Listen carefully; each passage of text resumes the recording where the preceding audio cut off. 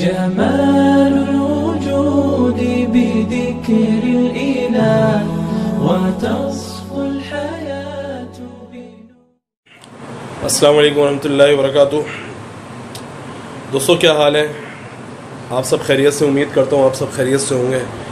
میں بھی الحمدللہ اللہ کا شکر ہے ٹھیک ٹھاک، بس تھوڑا بہت جو ہے پے در پہ کچھ چھوٹی موٹی بیماریوں کا شکار ہو رہا ہوں۔ دعا کیجیے اللہ تعالیٰ مجھے صحت یابی عطا فرمائے۔ اچھا، میں کیوں آیا ہوں؟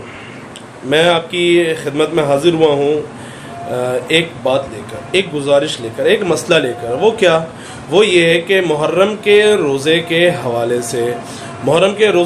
سے میرے دوستوں بات یہ ہے کہ عاشورے کا روزہ لوگ 9-10 کے روزے رکھتے ہیں یا 10-11 کے ملا کے رکھتے ہیں، تو بالکل رکھنا چاہیے، کیونکہ اصل میں جو حدیث ہے نا وہ ہے عاشورے کے روزے کے حوالے سے کہ حضور صلی اللہ تعالیٰ علیہ وسلم نے ارشاد فرمایا کہ جو عاشورے کا روزہ رکھتا ہے، میں اللہ کی ذات سے امید کرتا ہوں کہ اللہ سبحانہ و تعالیٰ اس کے گزشتہ سال کے گناہوں کو معاف فرما دیں گے۔ ایک بات تو یہ ہو گئی۔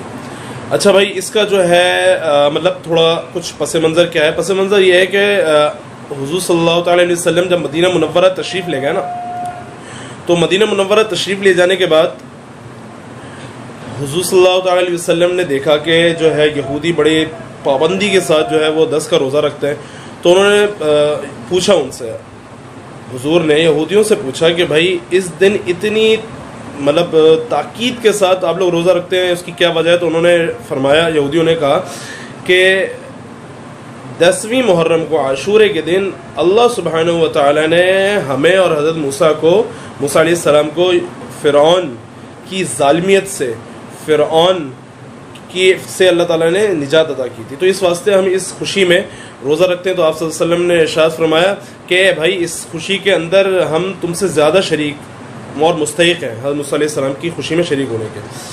تو حضور صلی اللہ تعالیٰ علیہ وسلم نے عاشورے کا روزہ رکھنے کا حکم دے دیا، عاشورے کا روزہ رکھا جائے۔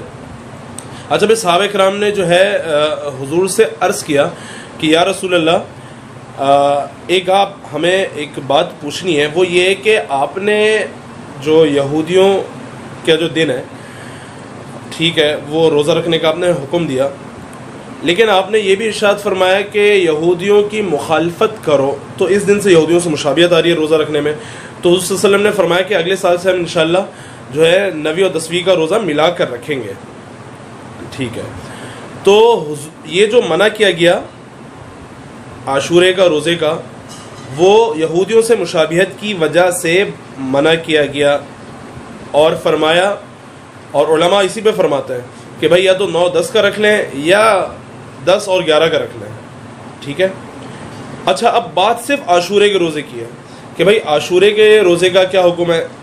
تو بھائی اگر کوئی عاشورے کا روزہ، صرف عاشورے کا روزہ رکھتا ہے تو اس میں بھی کوئی ممانعت نہیں ہے، کیونکہ عاشورے کے روزے کی جو ممانعت تھی وہ یہودیوں سے مشابہت کی وجہ سے تھی۔